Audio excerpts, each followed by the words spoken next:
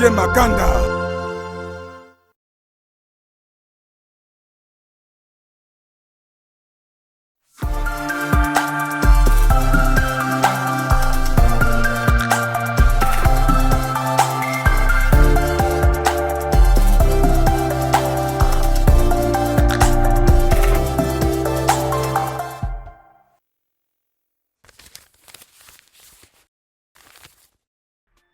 Bonjour, je m'appelle Daniel Blaise Ngos, je suis avocat au barreau du Cameroun.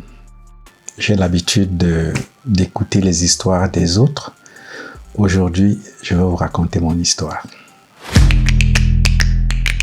Bienvenue dans Face B, le vrai de moi. Aujourd'hui, nous recevons une personnalité respectée du monde juridique camerounais. Avocat au barreau du Cameroun depuis plus de 15 ans, spécialiste du droit pénal des affaires, ancien membre du Conseil de l'Ordre des avocats, auteur, formateur et conférencier, il s'est imposé comme une référence dans son domaine grâce à son expertise, son engagement et son sens de la justice. Mais au-delà de la robe d'avocat, qui est réellement l'homme? Quel a été son parcours? Quels sont les défis qui ont marqué sa vie et les valeurs qui le guident au quotidien? Nous allons le découvrir ensemble. Notre invité aujourd'hui, Maître Daniel Blaise Ngos.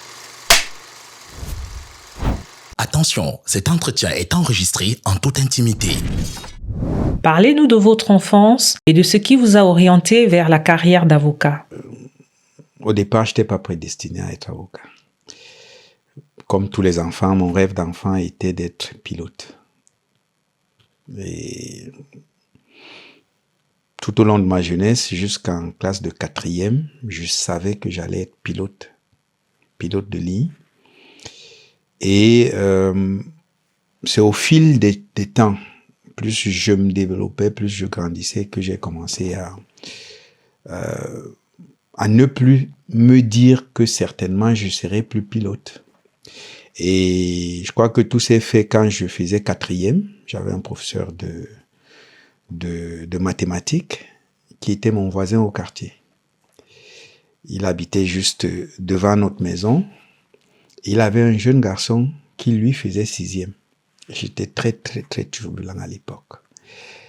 Et ce qui s'est passé, c'est que comme je menaçais beaucoup ce jeune frère, et son père, lui, il me le rendait au centuple à l'école. Et donc, c'était une sorte de cercle vicieux.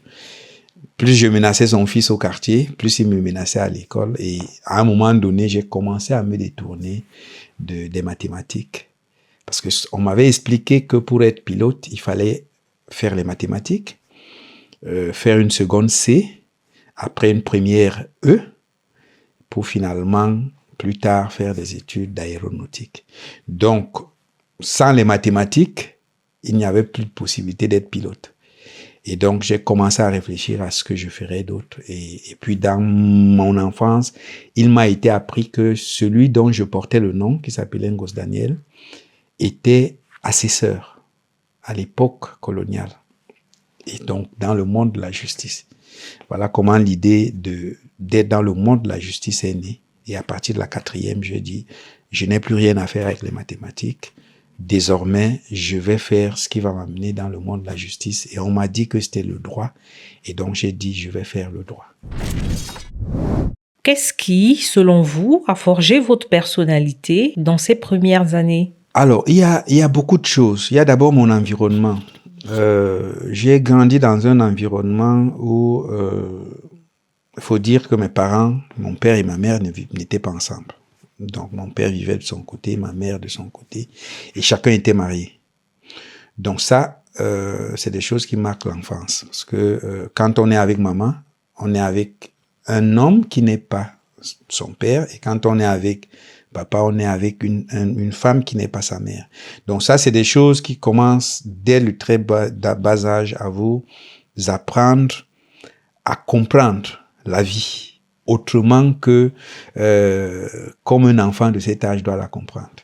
Vous devez apprendre à faire des concessions, vous devez apprendre à observer, à écouter, mais surtout à faire attention à ce que vous dites, à ce que vous faites, à où vous allez, avec qui vous marchez. Et donc, cet environnement m'a forgé dès le départ. Et puis j'ai vu un peu, surtout avec ma mère avec qui j'ai vécu le plus, j'ai vu comment est-ce qu'elle vivait avec son entourage. À la maison, elle avait plus d'une dizaine d'enfants qui n'étaient pas ses enfants, mais qu'elle considérait comme ses enfants. Je vais vous faire une confidence. Moi, j'ai su que ma mère était seulement ma mère à moi et à mes sœurs que quand j'allais en seconde. Avant, tous mes cousins qui étaient à la maison, je savais que c'était les enfants de ma mère. Toutes mes cousines qui étaient à la maison, je savais que c'était les enfants de ma mère. Donc, ça, c'est des choses qui forgent. Après, on est allé dans l'environnement de l'école. Et je vous ai raconté tout à l'heure un peu comment ma trajectoire de vie que j'avais depuis l'enfance a été déviée à cause d'une relation avec un professeur de mathématiques. Ce que je regrette pas. Évidemment, certainement, c'était pas mon chemin. C'est pour ça que j'ai été détourné, n'a été qu'un instrument pour cela. Et puis après, quand je suis allé à l'université, les choses se sont précisées encore un peu plus. Parce que j'étais dans un environnement où on étudiait le droit et j'étais dans un environnement où on comprenait des rapports entre les uns et les autres et surtout dans un environnement où on savait quels sont les droits des uns et des autres, quelles sont leurs obligations et comment est-ce qu'on peut défendre ces droits-là. Et donc, personnellement, j'étais toujours porté vers la défense des intérêts, d'abord les miens, mais surtout les intérêts de l'ensemble. Je me rappelle, à l'université, j'étais encore en première ou en deuxième année, le recteur de l'époque, qui s'appelait Ngwafor Ephraim, il vit encore, un jour, il m'a fait appeler dans son bureau. Je suis arrivé à son secrétariat, j'étais tout fréluquet, et puis dès que je suis arrivé, on m'a fait entrer dans son bureau. Il m'a dit, mais regarde-toi, tu es tout petit, tu es tout intelligent, qu'est-ce que tu as toujours à être au devant? Quand il y a des grèves, quand il y a des mouvements de contestation, tu es toujours devant. Tu as tout ton avenir devant. Tu n'as pas à le gâcher en te mettant dans des choses qui ne te concernent pas. Et je lui ai dit, monsieur le recteur, je suis comme ça. Pour moi, quand une injustice se produit, qu'elle me concerne directement ou pas, je me sens concerné.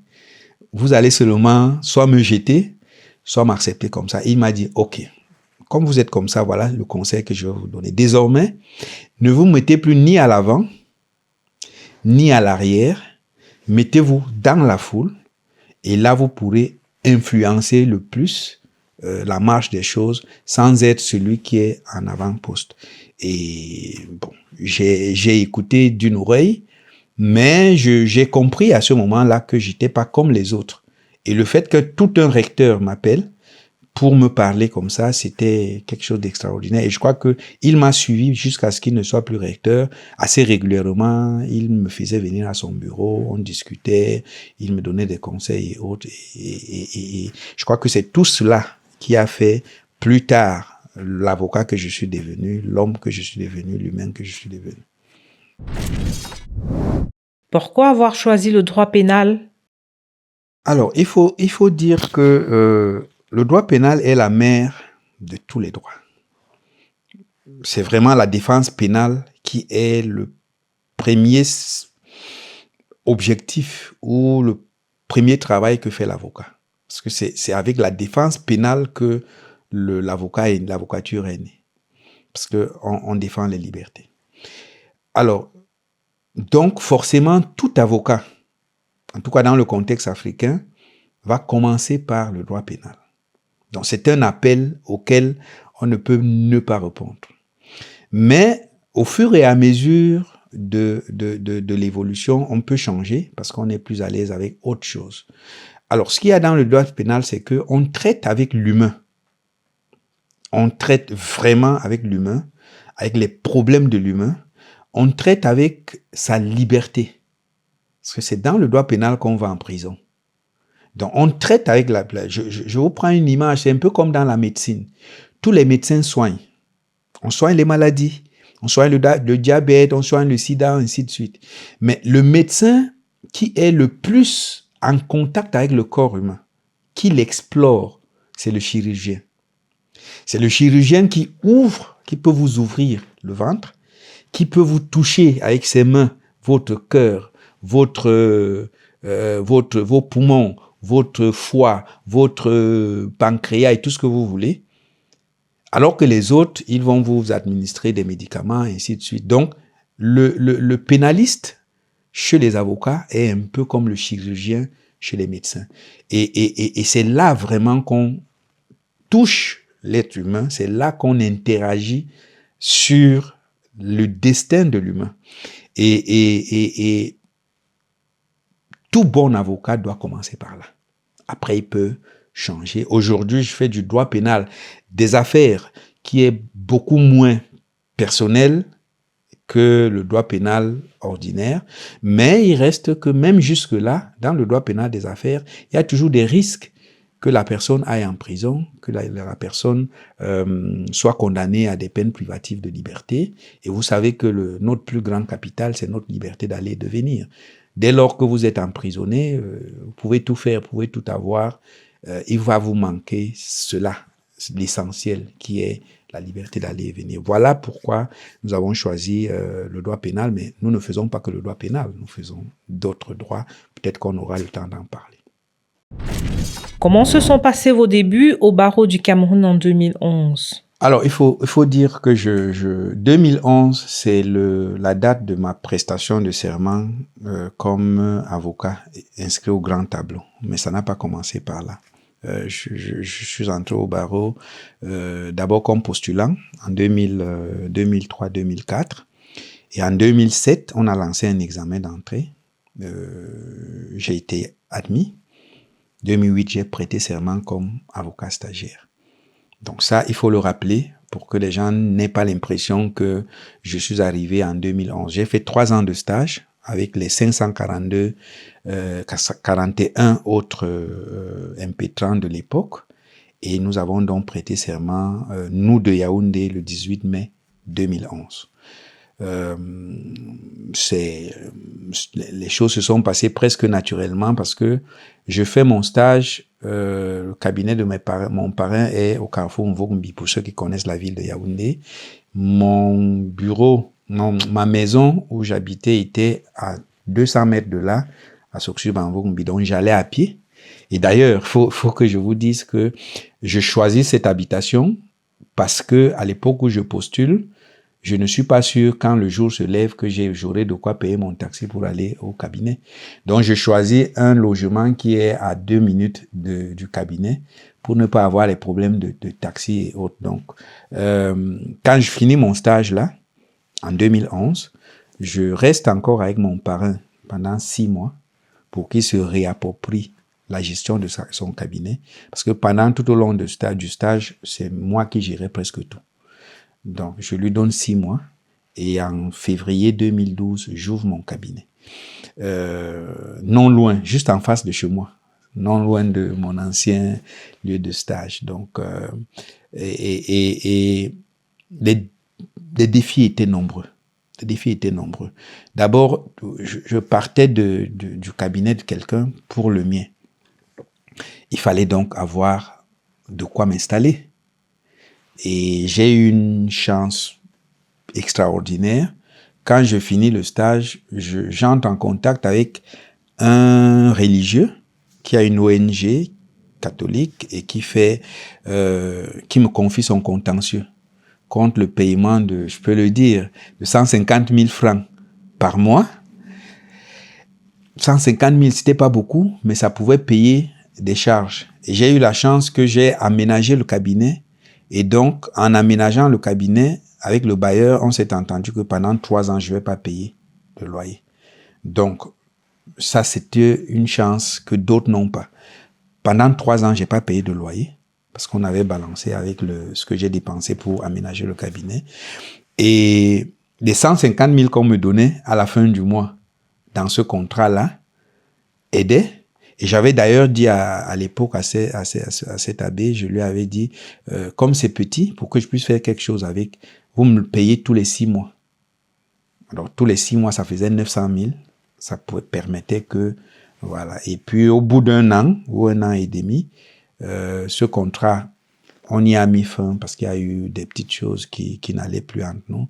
Et j'ai eu un deuxième contrat où j'avais 300 000 le mois, mais où j'avais moins de travail que de l'autre côté. Donc, défi d'installation, comment aménager son cabinet. Mais j'avais la chance qu'au niveau des ouvrages, pendant tout mon temps de stage, chaque fois que j'avais de l'argent, j'achetais des livres. Donc, ma bibliothèque était déjà prête. Je continue à l'enrichir jusqu'à aujourd'hui, mais à l'époque, j'avais déjà des ouvrages. Maintenant, il fallait que je me crédibilise auprès des clients, auprès des magistrats, auprès des autres avocats, et que je me rende respectable. Je crois que ça aussi, ça a pris un peu de temps, mais au fil des jours, avec mes prestations, avec mon comportement au quotidien, au palais, en dehors du palais, ça a apporté, tout cela a apporté cette crédibilité-là.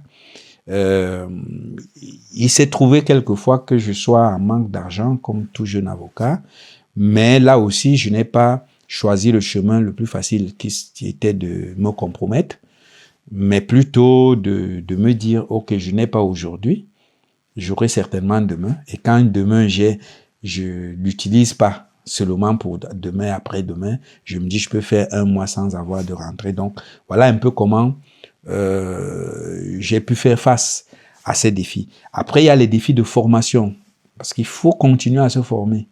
Un bon avocat, c'est celui qui dit des choses avec autorité. Et si vous voulez dire des choses avec autorité, il faut vous cultiver. Et pas que avec le droit.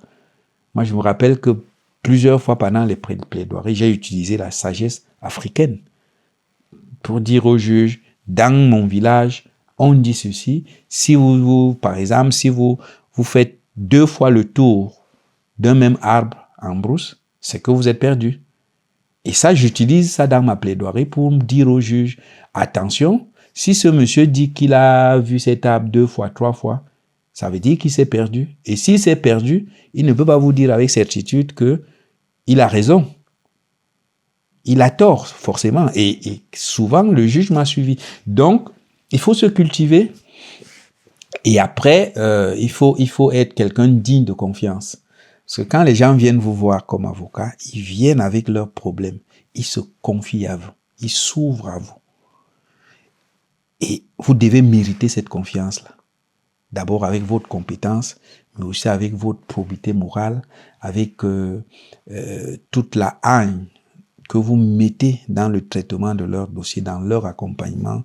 Et c'est cela, comme ça qu'on gagne la confiance. Donc ces défis, je les ai connus et je crois que le fait de les avoir traversés a pu plus tard faire de moi l'avocat que je suis devenu. En 2015, vous êtes devenu président de l'UJAC. Qu'est-ce que cela a changé dans votre vie professionnelle? Alors là aussi, je vais corriger un peu. Alors l'UJAC, c'est quoi? C'est l'Union des jeunes avocats du Cameroun. Quand j'entre au barreau en 2008 comme stagiaire, il n'y a pas d'UJAC, ça n'existe pas. Et en 2012-11, quand je termine, l'UJAC n'existe pas. Et au fil des temps, je constate que les jeunes ont des problèmes que les aînés n'ont pas. Mais il n'y a aucune structure qui puisse les encadrer et porter ces problèmes pour les amener aux oreilles de ceux qui décident. Donc, je commence à réfléchir, je me dis, mais il faut que je crée une association pour les jeunes avocats qui va porter les revendications des jeunes avocats. Et j'ai la chance que assez tôt, je commence à faire des voyages hors du Cameroun, en Afrique, mais pas que, en Europe aussi. Et je vois que en Europe, en Afrique, partout, les jeunes sont organisés au sein des associations de jeunes avocats. Et je commence donc à poser des questions. Et puis, une fois, en 2014, je viens en Europe, je viens en Suisse, où j'ai des dossiers au tribunal arbitral du sport à Lausanne. Et j'ai en face de moi un aîné, qui était d'ailleurs à l'époque, je crois, devait être, représentant du bâtonnier pour les régions du centre-sud-est. Il s'appelle Mémon Philippe, il est encore membre du conseil de l'ordre. Plus tard, il sera mon patron au conseil de l'ordre comme secrétaire de l'ordre et moi l'adjoint. Et puis, il était en face de moi dans ce dossier. À la fin de la première affaire, on va manger quelque part à la gare de Lausanne. Moi, je connaissais la ville, j'y allais régulièrement, lui pas. Donc, on y va, on s'assoit et je lui dis, j'ai besoin de créer quelque chose pour les jeunes. J'ai constaté que il y a pas une structure qui encadre les jeunes. Il me dit, mais tu n'as pas besoin de créer. Il y a eu dans les années 90 au Cameroun une association qui s'appelait l'Union des jeunes avocats du Cameroun. Il me dit, les derniers présidents, il y avait Maître Sonké, il y avait Maître Eba Manga, il me donne quelques noms, il me dit, le dernier secrétaire général, c'était Maître Eba Manga. Contacte-le, et lui va te donner les papiers de l'ancienne association, et tu vas donc mettre l'association en place. Donc, tu n'as pas besoin de créer. Quand on rentre, on part de Suisse, moi je m'arrête à Paris, j'appelle cet avocat-là, Maître Eba Manga, je lui dis, j'ai appris que vous êtes le dernier secrétaire général de l'UJAC, je veux remettre l'UJAC en place, est-ce que vous pouvez m'aider à... Il me dit, bien sûr, dès que vous êtes au Cameroun, parlons-en. J'arrive au Cameroun, je le contacte. Au départ, il est enthousiaste, après je constate des réticences. Je lui demande les documents de l'UJAC et tout ça, il ne me donne pas. Et puis je dis, bon, ok, moi je vais créer donc quelque chose. Je fais des statuts, j'appelle quelques amis, il y a un qui est décédé aujourd'hui, Maître Abega. On fait les statuts de l'UJAC et je demande, mais pourquoi depuis 90, cette association a disparu et personne n'a réussi à la remettre en place. On m'explique que cette association avait une envergure telle que les dirigeants du barreau à l'époque avaient des difficultés avec cette association parce qu'ils avaient peur des dirigeants de l'association qui avaient des intentions hégémoniques de venir les écarter et autres. Et que chaque fois qu'il y a eu une tentative de remise en place, on a soit infiltré le groupe et implosé l'idée, soit on a carrément interdit. Je dis, ok, moi je ne vais pas faire comme ça. Ce que je vais faire, je vais créer. Dès que j'ai les documents administratifs, je vais donc aller vers le barreau pour dire, nous existons. Si vous voulez travailler avec nous, nous allons travailler. Mais si vous ne voulez pas travailler avec nous, de toutes les façons, nous existons. Et c'est ce que j'ai fait. J'ai appelé quelques confrères de partout au Cameroun, du nord-ouest, du sud-ouest, de l'extrême nord, de partout. Et on a fait une assemblée générale ordinaire qui était à la fois constitutive et élective. Donc, on a constitué l'association et j'ai été porté. Je voulais même pas être porté à la tête et tout le monde m'a dit non, c'est vous qui avez la philosophie de l'association, prenez la tête. C'est comme ça que on crée l'association et on me désigne président de l'association. Et on crée l'association en 2015, en avril, on a nos documents. J'écris au barreau pour dire, nous existons, nous voulons travailler avec vous, si vous voulez, mais sinon, nous existons. Et le barreau nous reçoit et on se met à travailler ensemble. Qu'est-ce que ça a changé? Beaucoup de responsabilités. Parce qu'on mettait en place quelque chose qui avait existé et qui avait une certaine envergure à l'époque. On remettait ça dans le goût du jour. Il fallait être à la hauteur. Mais les défis avaient changé. À l'époque où c'était mis en place, il n'y avait pas 500 avocats au Cameroun. Quand nous mettons ça en place, il y a 2500 avocats au Cameroun.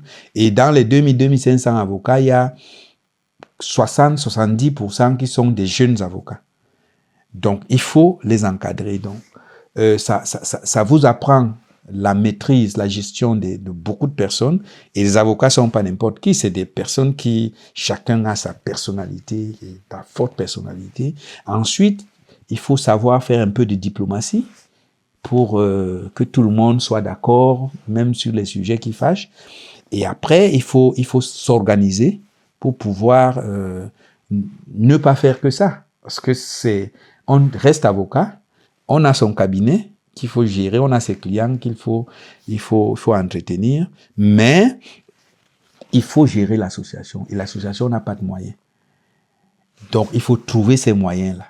D'abord, il te faut des moyens pour ta survie, mais il faut aussi des moyens pour faire survivre l'association. Je peux le dire aujourd'hui, j'ai dépensé beaucoup de mes ressources et beaucoup pensaient que j'avais des financements, que je recevais de l'argent Et que c'est cet argent-là qui me faisait, parce que je voyageais pratiquement toutes les 2 semaines, parce qu'il fallait faire connaître l'association en Afrique et ailleurs. Il fallait participer aux colloques, aux réunions et autres. Et j'ai mis en place un site web de l'association pour qu'on soit visible sur le net. Et toutes ces choses-là, quand je les regarde aujourd'hui, c'est avec beaucoup de fierté. D'ailleurs, je peux vous dire que après moi, il y a eu 2 présidents de l'UJAC, dont un vient d'être élu membre du Conseil de l'Ordre il y a quelques jours. Avant moi, il n'y avait jamais eu un jeune qui soit élu au Conseil de l'Ordre. J'ai été le premier à être élu après à peine 6 ans d'exercice. Lui vient d'être élu, je crois, à 6 ans ou 7 ans aussi, tout jeune. Et cette année, il y a eu, je crois, 5 jeunes qui sont entrés au Conseil de l'Ordre. Tout cela, c'est le travail qui a été fait à la base, au niveau de l'UJAC, mais qui n'est pas mon travail à moi seul, qui est le travail de nous tous, des jeunes qui ont cru à ce projet, mais aussi des aînés qui l'ont accueilli avec beaucoup de fierté. Vous avez occupé plusieurs fonctions. Comment avez-vous géré toutes ces responsabilités? Alors, comment j'ai géré? Je crois qu'il y a... d'abord, il faut beaucoup d'organisation. Il faut savoir organiser le travail qu'on a à faire. Il faut savoir faire la part des choses. Effectivement, j'étais en même temps président de l'UJAC. J'étais devenu entre-temps président de la Fédération des associations et unions des jeunes avocats de toute l'Afrique, qui avait à l'époque, je crois, 25 pays membres. Alors, il faut gérer ça à partir du Cameroun, parce que le bureau, par exemple, au niveau de la FOJA, le bureau est constitué de jeunes qui sont dans différents pays. Moi, j'étais président, j'étais au Cameroun. Mon vice-président était béninois, il était au Bénin. Mon secrétaire exécutif était sénégalais, il était au Sénégal. Mon trésorier était sénégalais, était au Sénégal. Il y avait encore qui... Donc, il y avait personne, nous n'étions pas au même endroit. Il fallait donc coordonner tout ça, alors que vous n'êtes pas au même endroit. Travailler quotidiennement, avancer sur les sujets, prendre position, aller défendre les jeunes quand ils ont des problèmes. Je me rappelle, quand je suis devenu président de la fédération, c'était le 24 octobre 2017, mon premier voyage était au Burundi. Parce qu'au Burundi, les jeunes avocats étaient persécutés. On ne voulait pas qu'on crée une association de jeunes avocats. Et j'avais dit pendant ma campagne que si je suis élu, il y aura une association de jeunes avocats au Burundi. Donc, quand j'ai été élu le 12 novembre, c'est-à-dire quelques jours seulement après mon élection, j'ai fait mon premier voyage au Burundi. Quand j'ai dit même à ma famille que je vais au Burundi, tout le monde m'a dit « Mais tu es fou, tu vas faire quoi au Burundi où on tue les gens ?» J'ai dit que je vais faire mon travail. Je suis allé au Burundi, j'ai rencontré les autorités de l'ordre, j'ai rencontré les autorités politiques.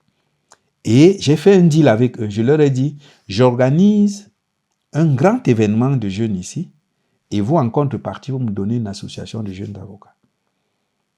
Ils ont pris l'engagement, j'ai pris l'engagement. On a organisé l'année d'après, en 2018, cet événement là-bas.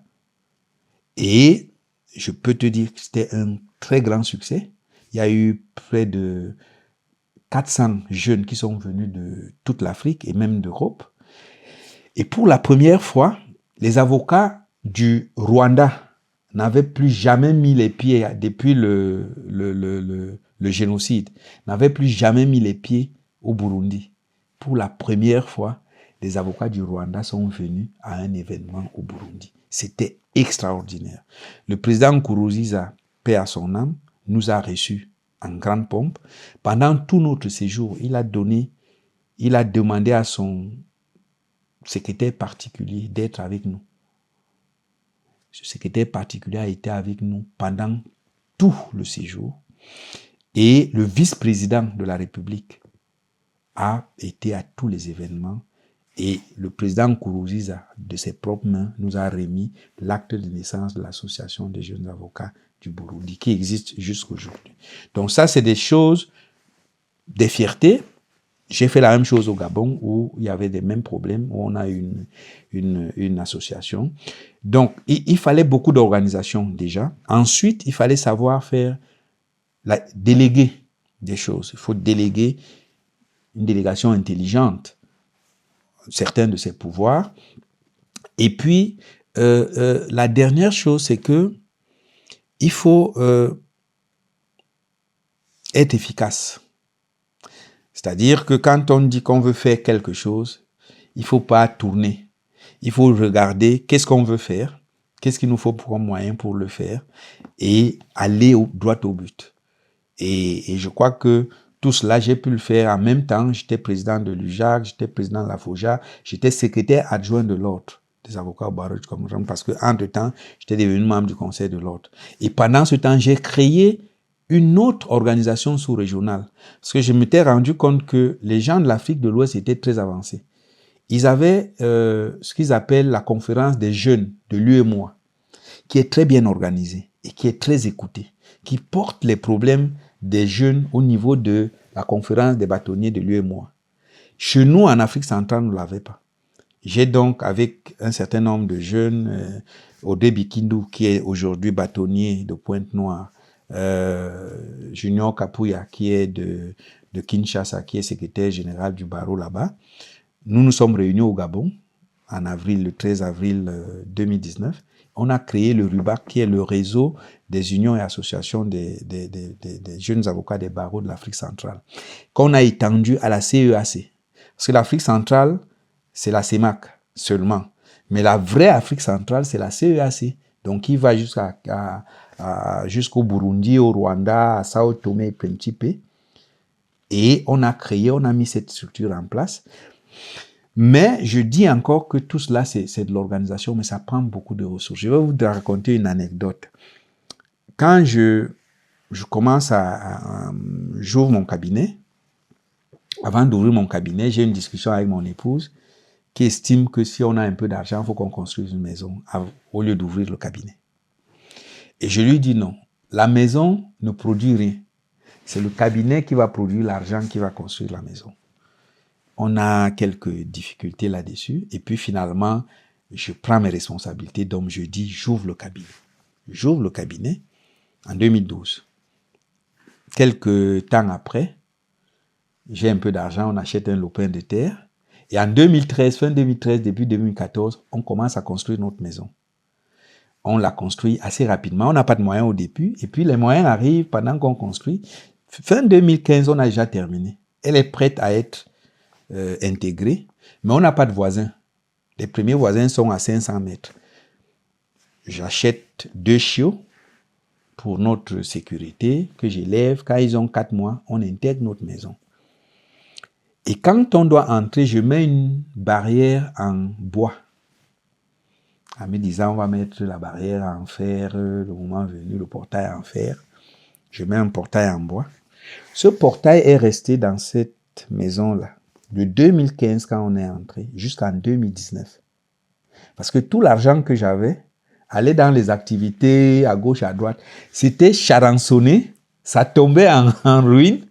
Je l'ai changé quand je recevais au Cameroun en 2019 le congrès de la FOJA. Parce qu'à la fin de mes 2 années, j'organise le congrès pour passer la main au prochain président. Et je me disais, mais comment les gens vont venir au Cameroun, le grand président que tout le monde aime et connaît, on va venir voir un portail charançonné. C'est à ce moment que j'ai changé mon portail. Mais je le dis pour dire que ça demandait beaucoup de ressources. Il fallait voyager 1 à 2 fois par mois. Il n'y a pas un voyage qui vous coûte en CFA moins de 1,5 million, 2 millions. Il faut trouver cet argent quelque part. Il faut payer le billet d'avion, il faut payer le séjour. Et il faut continuer à vivre. Il faut qu'à la maison, si les enfants sont malades, qu'ils se soignent, qu'ils mangent, qu'ils aillent à l'école et autres. Mais Dieu pourvoit, j'ai pu faire toutes ces responsabilités, assumer toutes ces responsabilités. Et aujourd'hui, je suis quelqu'un d'autre, quelqu'un qui est passé par là, donc qui connaît. Et la dernière anecdote, c'est que celui qui me succède à l'UJAC, c'est mon confrère de cabinet. Il était mon plus grand contempteur. C'est-à-dire, s'il y a quelqu'un qui me sabotait pour parler comme au cabinet, au quartier, c'était lui. Il disait que, on te donne, tu manges seul, tu voyages seul et autres. Il est devenu président de l'UJAC après moi. Alors, c'est ce qui s'est passé. Quand il venait à mon cabinet pleurer, vraiment, boss, je dois voyager, je n'ai même pas l'argent. Et je dis, mais tu as les financements. Comment? On te donne les financements, utilise ça. Il faut même aussi me mettre dans le voyage. En fait, je le disais pour me moquer de lui et rigoler. Il m'a dit vraiment, je ne sais pas dans quoi tu m'as mis. J'ai dit justement, tu y es venu avec des idées. Je suis content parce que tu as vu la réalité aujourd'hui. Et on se battait quand il devait voyager, se cotisait pour qu'il puisse voyager. Donc, c'est des choses importantes qui ont forgé beaucoup de choses en moi.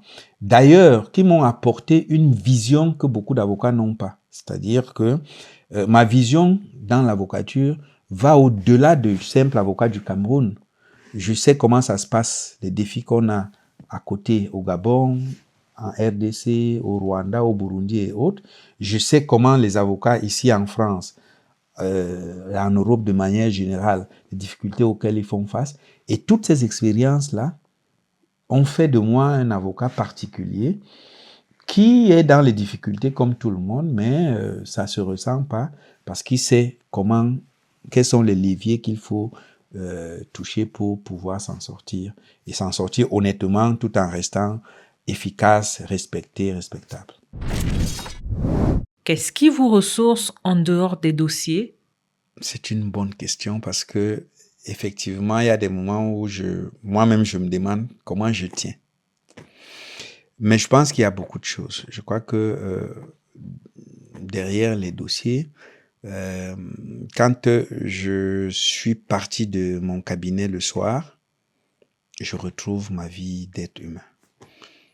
J'ai ma famille, j'ai mon épouse, j'ai mes enfants, j'ai mes frères, mes sœurs, mes cousins, mes cousines, mes tantes et autres.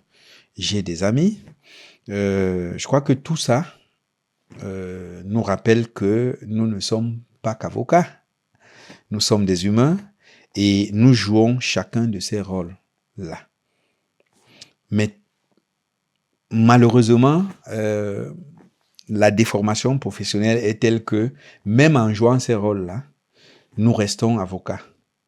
Le réflexe de l'avocat revient, mais cela nous apporte cette énergie-là, vitale, dont on a besoin, ce carburant, pour être prêt à reprendre le lendemain, parce que ce n'est jamais facile, ou ce n'est pas toujours facile tous les jours. Il y a des jours où, dans le cadre d'un dossier, vous êtes physiquement, mentalement, psychologiquement affecté.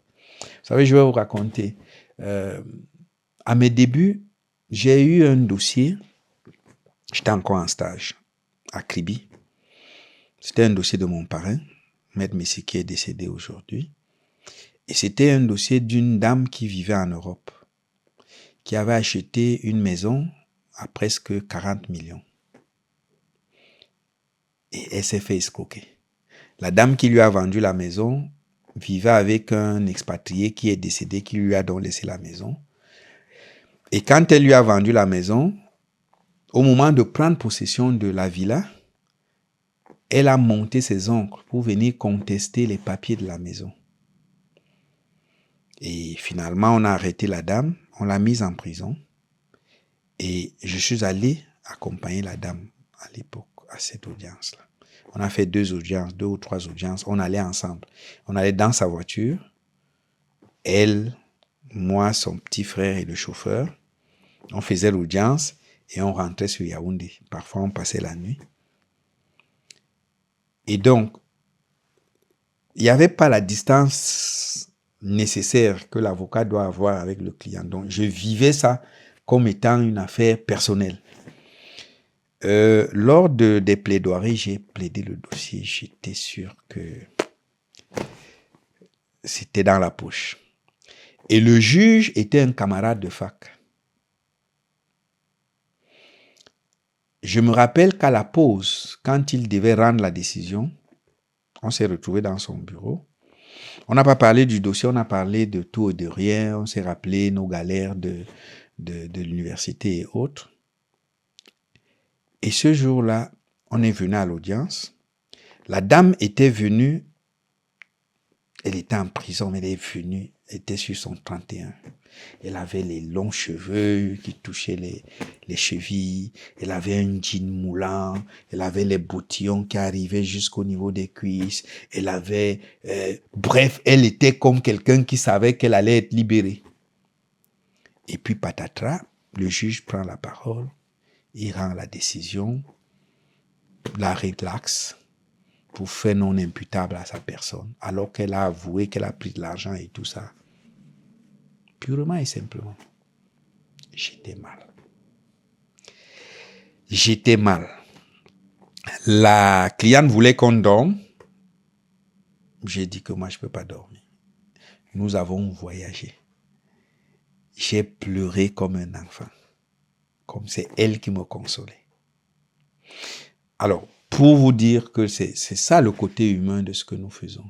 Et que si vous n'avez pas des choses autour, si elle était méchante et qu'elle n'avait pas vu que j'avais vraiment mouillé le maillot et que c'est pas ma faute si on a perdu. Si elle s'était également acharnée sur moi, vous pouvez imaginer ce qui se serait passé. Donc, on a besoin vraiment de tout ça autour pour que le lendemain, on ait le courage de se lever et d'aller au front. Parce que c'est tous les jours, dans chacun des dossiers, qui ne sont pas nos dossiers personnels, mais nous portons les problèmes de nos clients et il faut être à la hauteur. Et quand on a fini, il faut se ressourcer pour pouvoir repartir. Quelle est votre plus grande fierté aujourd'hui? Ma plus grande fierté, c'est d'être un avocat intègre. Un avocat en qui on peut faire confiance. Un avocat à qui on peut confier sa vie. Ses secrets les plus lourds, sans avoir la peur que ces secrets peuvent se retrouver au-delà du cercle dans lequel on se les est transmis. Peut-être que je peux ajouter à cette fierté celle d'avoir ouvert la voie à beaucoup de jeunes avocats dans beaucoup de domaines. J'ai essayé beaucoup de choses qui, avant nous, étaient impossibles, inaccessibles aux jeunes. Au niveau du barreau du Cameroun, par exemple, les jeunes ne s'intéressaient pas à la gestion des affaires du barreau. J'ai ouvert la voie. Aujourd'hui, je le disais tantôt, lors des dernières élections, il y a eu 5 jeunes qui sont entrés à la fois. Et pourtant, à l'époque, j'étais le premier et le seul. Et parmi les jeunes qui sont entrés, il y en a à qui j'avais dit il y a 7 ans, 8 ans, allons-y, qui m'ont dit jamais. Ils ne peuvent pas. Heureusement, beaucoup ont reconnu, et pendant la campagne électorale, ils disaient, Daniel Ngos nous a dit il y a 7 ans, 8 ans, mais on n'était pas prêts. Aujourd'hui, je suis fier d'avoir ouvert cette voie-là. Je suis fier d'avoir mis en place un certain nombre de structures qui m'ont survécu. La FOJA, après moi, est aujourd'hui à son 3e président. Le RUBAC, que j'ai créé avec des amis, est à son 3e président, c'est-à-dire 3 mandats successifs, sans difficulté. L'UJAC est à son 3e président, 2e président après moi, donc à son 3e président, avec un mandat qui a connu l'éclat. C'est aujourd'hui l'une des organisations les plus respectées au sein du barreau du Cameroun. Après le barreau lui-même, la plus structurée, la plus en vue, c'est l'UJAC. Ça, c'est des fiertés sur le plan professionnel qui font en sorte que on peut être fier de ce qu'on a fait. Et, sur le plan personnel, on est marié à une merveilleuse jeune dame qui prend sur elle, malgré le fait qu'on n'est pas là tout le temps. Elle essaye d'assurer. On a des enfants qui nous donnent de bons résultats à l'école. Au niveau de la famille, on est en harmonie. Au niveau du voisinage, on est en harmonie. Et d'ailleurs, je l'ai peut-être pas dit, je suis devenu chef de mon quartier. comme ça, en plein Yaoundé. Et d'ailleurs, mon quartier s'appelle Nkolngos. En langue béti, ça veut dire la colline de Ngos. Je suis pas de là, mais j'ai été adopté à la chefferie de Fébé Village comme un notable de ce village, grâce à mon comportement, ma façon de faire, à toutes les actions. Je crois que tout ça, c'est de l'objet de fierté. Je suis malheureusement un peu triste que nos parents n'aient pas eu la chance d'être là encore jusqu'aujourd'hui pour vivre ces choses-là, que nos frères et sœurs qui nous ont précédés n'aient pas eu la chance d'être là pour vivre ces choses. Mais bon, on dit qu'il y a une vie au-delà, c'est sûr qu'ils le voient, et j'espère qu'eux également, ils sont fiers de vivre ces choses.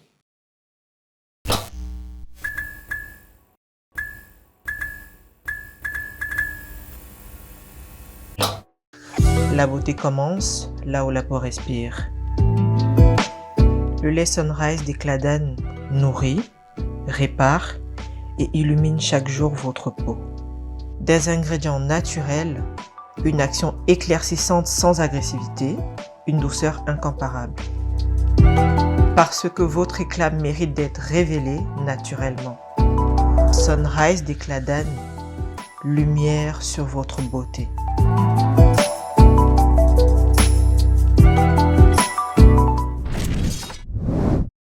Que diriez-vous à un jeune Africain qui rêve de devenir avocat mais doute de ses capacités? Alors, je lui dirais que le doute, c'est normal. Moi-même, j'ai douté. Jusqu'aujourd'hui, je continue à douter. Il y a des choses, des projets que quand je les engage, je doute. Je doute. Il y en a même que je n'ai pas pu engager parce que je doutais. Mais il faut pas que ce doute... d'ailleurs, ce doute doit les rassurer. Ça veut dire que ils ont à cœur de ne pas échouer. Et ça leur demande d'être prudents, de se renseigner sur qu'est-ce qu'on doit faire, comment on doit le faire pour pouvoir y arriver. Mais quand on a dépassé ce doute-là, il faut travailler. Il faut croire en ses rêves. Il faut avoir de bons modèles. Parce que, et c'est pour ça que j'ai toujours proposé les programmes de mentorat. Parce que les anciens doivent encadrer les plus jeunes pour leur montrer le chemin. Donc, ces jeunes doivent se faire des modèles, mais ils doivent travailler surtout. Ils doivent travailler et ils doivent éviter de penser que on peut s'aimer, on peut récolter là où on n'a pas s'aimé. Je prends toujours un exemple. Je demande toujours à un jeune qui me dit « Ah, oui, c'est très dur. Pourquoi chez moi ça dure, chez les autres ça dure pas ?» Je lui dis « Mais si un matin, avant de sortir de chez vous, prenez un rejeton de plantain ou de banane plantain. Vous le plantez. Vous allez travailler. Vous revenez à 18h. Vous trouvez que ce rejeton-là a grandi, est devenu un plantain, a produit. Il y a la banane mûre là-dessus. Vous allez manger cette banane-là. Il me dit jamais. Je dis mais bien sûr, vous pouvez pas manger cette banane. Parce que la banane a été conçu pour être planté, pour prendre un temps, pour grandir, pour fleurir, pour avoir son régime, pour que le régime atteigne la maturation et qu'il soit en l'état d'être consommé. Si vous brûlez l'une des étapes, c'est autre chose, ce n'est plus le plantain. Donc, vous devez prendre le temps de chaque étape. Ça peut aller un peu plus vite pour les uns que pour les autres, mais vous devez suivre toutes ces étapes-là. Et je suis sûr que si vous suivez ces étapes, le reste vient seul. L'argent dans les dossiers, généralement, vient seul. C'est votre renommée, c'est votre réputation, c'est la confiance que les gens ont en vous qui fait finalement que quelqu'un vient et vous confie sa vie sur un dossier d'1 milliard. Et lorsqu'il vous a confié sa vie sur un dossier d'1 milliard, même si vous payez seulement 1% d'1 milliard, c'est beaucoup d'argent. Et il peut aller jusqu'à 10% d'1 milliard dans un dossier pour vous payer. Mais si vous l'avez là, le lendemain de votre prestation de serment, alors que vous n'avez fait aucun travail, posez-vous des questions.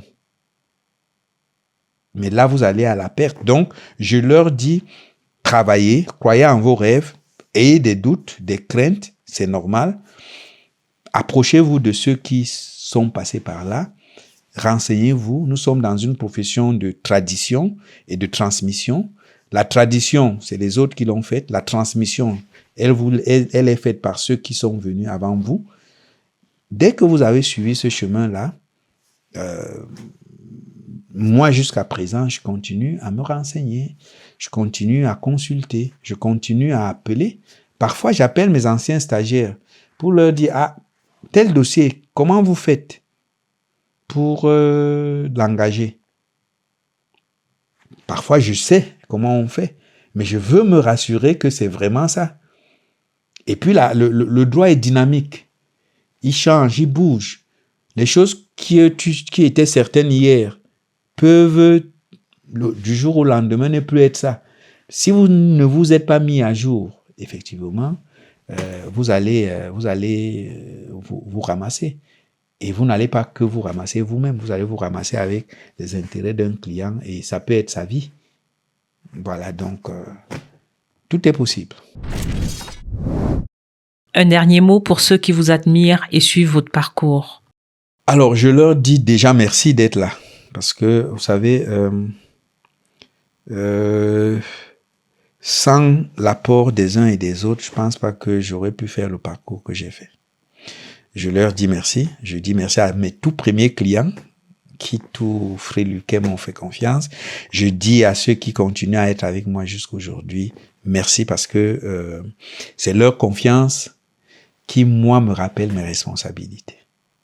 Je leur dis que je vais toujours être l'avocat que j'ai été dès le départ.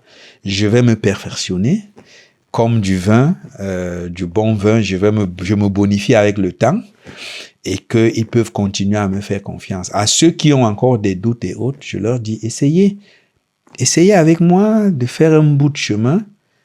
Découvrez la personne que je suis au fond et je crois que s'il y a des réticences ou des choses qui vous font garder de la distance, vous vous rendrez compte que vous avez perdu un temps précieux à ne pas être avec moi. Maître Daniel Blaise Ngos, merci d'avoir partagé avec nous votre parcours, vos expériences et votre vision de la justice. Au-delà de l'avocat reconnu, nous avons découvert un homme de conviction, de transmission et d'engagement. Je suis Daniel Blaise Ngos et ça, c'était ma face B. Merci à vous de nous avoir suivis. Si cette émission vous a plu, n'hésitez pas à la partager et à nous laisser vos réactions. Rendez-vous très bientôt pour un nouveau numéro de Face B, le vrai de moi. Au revoir.